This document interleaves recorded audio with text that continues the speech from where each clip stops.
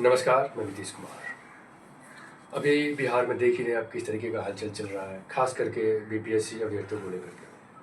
कुछ दिन पहले बीपीएससी अभ्यर्थियों ने अपनी मांग को लेकर के वो सड़क पे उतरे हुए थे और वो बीपीएससी का घेराव भी कर रहे थे, क्योंकि ये उनका जायज़ मांग था। अब उनका मांग क्या था, ये तो मैं भली भांति पहले वीडियो में ऑलरेडी कह चुका हूँ, फिर भी मैं कुछ यहाँ पे बता देना चाहता हूँ। विद्यार्थी अपने 3 मांग को लेकर के उतरे हुए थे। पहला मांग था नॉर्मलाइजेशन का, कि हमें नॉर्मलाइजेशन बिल्कुल भी नहीं चाहिए। दूसरा मांग था डेट एक्सटेंड होने का, और तीसरा मांग था उनका कि वो जो 93,000 विद्यार्थी जिनका फॉर्म फिलअप नहीं हो पाया, उनके लिए एटलीस्ट कम से कम 3 से 4 दिन का भी पोर्टल ओपन करें आप। तो आयोग ने इस पे एक मांग उन्होंने विद्यार्थियों की मांग ली, जो मांग पहला था नॉर्मलाइजेशन का, लेकिन 2 मांग उसके बाद भी अटका रहा। उन 2 मांगों को लेकर के कल ही एक मीटिंग हुई थी आयोग और विद्यार्थियों के बीच। विद्यार्थी ने अपनी ये मांग रखी। 2 घंटे तक लगभग ये बातचीत चली थी आयोग और विद्यार्थियों के बीच, लेकिन उसके बाद फिर क्या हुआ नहीं हुआ किसी को पता नहीं। फिर शाम में एक नोटिफिकेशन आता है कि आपका डेट एक्सटेंड नहीं होगा, आपका एग्ज़ाम वही 13 दिसंबर को होगा जो पहले से तय था। अब एग्ज़ाम 13 दिसंबर को ही होना है, लेकिन फिर ये जो मीटिंग हुई विद्यार्थियों की, इस मीटिंग का क्या? इसमें तो विद्यार्थी कोई मांगे पूरी नहीं की गई। आखिर क्यों? आखिर उन 93,000 बच्चों के लिए पोर्टल ओपन क्यों नहीं किया गया? मुद्दा ये भी है कि ओपन क्यों नहीं किया गया भाई? कम से कम 3-4 दिन तो आप देते टाइम, और 1 मंथ यदि अपडेट एक्सटेंड कर ही देते तो उससे क्या हो जाता? उतना कोई फर्क नहीं पड़ता, क्योंकि ये एग्ज़ाम जो था ओरिजिनली शेड्यूल था ये 30 सितंबर को, लेकिन 30 सितंबर से पहले ये नवंबर पहुंचा, यानी कि 17 नवंबर को। फिर ये एग्ज़ाम 13 दिसंबर तक पहुंचा, और जब आपने इतना डेट एक्सटेंड कर दिया तो 1 महीना करने में और कुछ भी नहीं जाता आपका। लेकिन अब आयोग ने डेट एक्सटेंड क्यों नहीं किया, ये तो कोई भी नहीं जानता। उनके तरफ से बस एक मैसेज ये आया था कि मैं उस 92,000 बच्चों के लिए 4,80,000 जो छात्र फॉर्म फिल किए हुए हैं, उनके साथ हम खिलवाड़ नहीं कर सकते।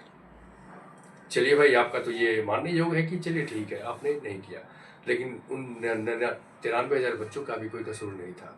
उनके लिए कुछ न कुछ 3-4 दिन के लिए पोर्टल आपको ओपन करना चाहिए था।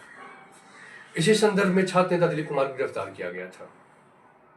उनका कसूर कुछ भी नहीं था, उनका कसूर बस यही था कि वो उस टीम को लीड कर रहे थे।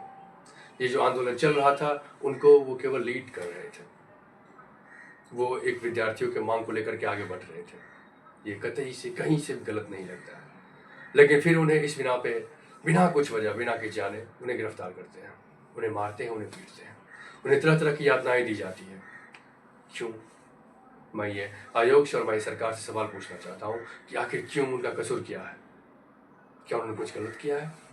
नहीं, उन्होंने कुछ भी गलत नहीं किया है। उन्होंने केवल और केवल उन विद्यार्थियों का साथ दिया है जो विद्यार्थी आंदोलन में गए हुए थे, जो अपनी हक को लेकर के लड़ाई लड़ रहे थे। लेकिन ना आयोग और ना सरकार किसी ने किसी की बातें नहीं सुनी। उन्होंने बस अपने मन का बात किया।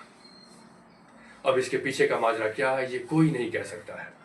छात्र नेता दिलीप कुमार जब उन्हें बेऊर जेल लिए जाया जा रहा था, तो उन्होंने मीडिया में अपनी 2 बातें कही। उन्होंने कहा कि अब इनके पीछे क्या चल रहा है वो तो मैं भी नहीं बता सकता। शायद हो सकता है कि 13 दिसंबर के एग्जाम को लेकर के मुझे जेल में डाला जा रहा हो सकता है एग्जाम में कोई बड़ी धांधली भी हो। अब छात्र नेता जब नहीं है तो फिर उसके बाद क्या होगा ये कोई नहीं जानता है। आखिर छात्र नेता को क्यों फंसाया जा रहा है, दिलीप जी को क्यों फंसाया जा रहा है? हर लोग जितने विद्यार्थी हैं, हर कोई वही मांग कर रहे हैं कि छात्र नेता दिलीप जी को रिहा करें, और मैं भी इस मुहिम में शामिल हूँ। मैं भी सरकार से कहना चाहता हूँ, मैं उनसे निवेदन करता हूँ कि उनका कोई कसूर नहीं है। कृपया करके उन्हें आप जितनी जल्दी हो सके उन्हें जल्दी रिहा करवाएं, क्योंकि उनका कुछ भी कसूर नहीं है। वो केवल और केवल हम विद्यार्थियों का साथ दे रहे थे, और यदि साथ देना गुनाह है तो हम सभी गुनहगार हैं, हम सभी को आप ले चले जेल। इसीलिए मैं सरकार से नम्र निवेदन करता हूँ कि कृपया करके आप दिलीप कुमार को जितनी जल्दी हो सके जल्द से जल्द रिहा करें। धन्यवाद।